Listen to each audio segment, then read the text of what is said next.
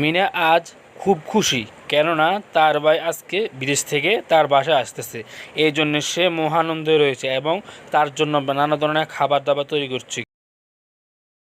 সে তার বাড়িতে থাকা কাজের বুয়াকে বলতে থাকে যে, শোন রিমা, আজকে আমার ভাই বিদেশ থেকে আসতেছে, ঠিক মতো খাবার দাবার রেডি করে রাখবি, খাবার যাতে কোনো রকম সমস্যা না হয়। আর হ্যাঁ, খাবারে যাতে সব সময় স্বাদ বেশি থাকে এটা মনে রাখবি। কাজের মেয়ে বলতে থাকে যে, আপা, আপনি চিন্তা করেন না, আমি ঠিক মতো সবকিছু করবো। বিনোদ আজকে অনেক খুশি, কেননা বহুদিন পরে সে তার বোনকে দেখতে পাবে। এই খুশিতে সে আর চোখে জল রাখতে পারে না, চোখে জল ছেড়ে ছেড়ে কাজ থাকে, কেননা বহু বছর পর সে বিদেশ থেকে আসতেছে এবং তার একমাত্র প্রিয় বোনকে দেখতে পাবে।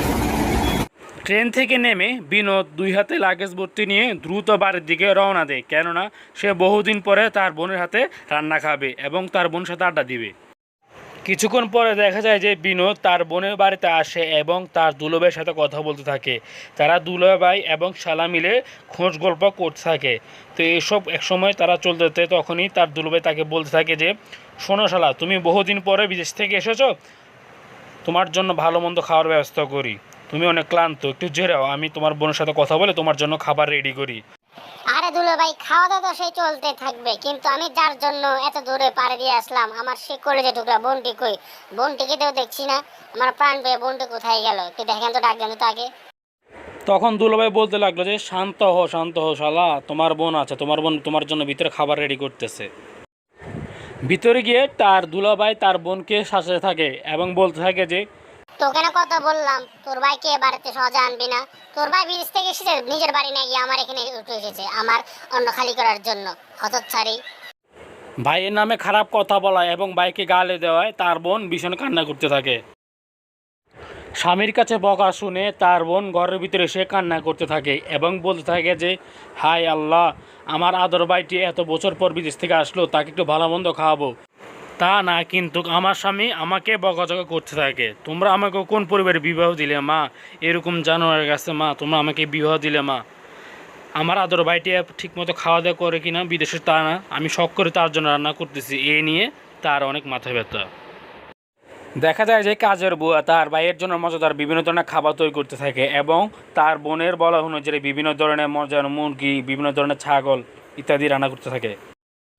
দেখা যায় যে বোন তার ভাইয়ের যত রকমের পছন্দের খাবার রয়েছে সেসব সকল আইটেম তিনি তার ভাইয়ের জন্য করেছেন, যাতে তার ভাই খেয়ে খুশি হয়।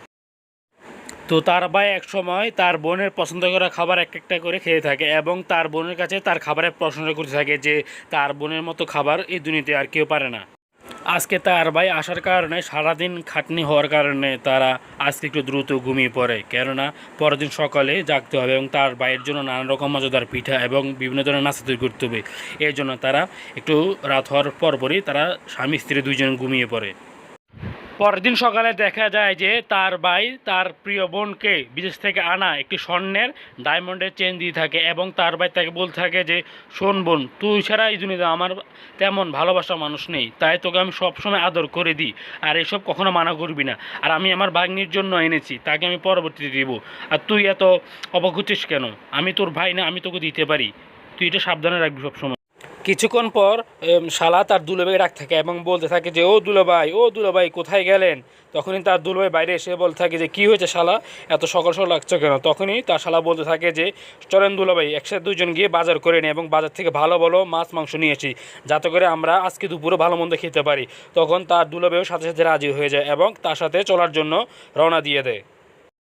বাজারে এসেই শালা দুলোভাই একসাথে মিলে বাজার করতে থাকে এবং সে তার দুলোভাইকে বলে দেয় যে তার আপা যা যা খেতে চায় সেই জন্য নিয়ে নেয়, টাকার জন্য যাতে কোনো ধরনের চিন্তা না করে, সেই সব টাকা পরিশোধ করে দেবে। বিনোদের বোনের শাশুড়ি এসে বিনোদের বোনকে বলতে থাকে যে, শোনা বৌমা, তোমার ভাই যে বিদেশ থেকে আসলো তা তোমার জন্য কি নিয়ে আসলো এবং আমার ছেলের জন্য কি কি নিয়ে আসলো? তখনই বিনোদের বোন তাকে শাশুড়িকে বলতে থাকে যে, মা, আসলো তো পরে দেখতে পারে আপনাদের জন্য কি কি নিয়ে আসছে। আজকে বাজার থেকে বিনোদ যা যা নিয়ে আসছে সেই সবগুলো তার বোন তাকে রান্না করে দেয় এবং সে খেয়ে তার বোনের রান্না প্রশংসা করতে থাকে। পরের দিন সকালে বিনোদ তার বোন এবং তার দুলোভাই এবং সাথে তার শাশুড়িকে বিদায় দিয়ে তার বাড়ির পথে রওনা দেয় বাড়ি যাওয়ার জন্য।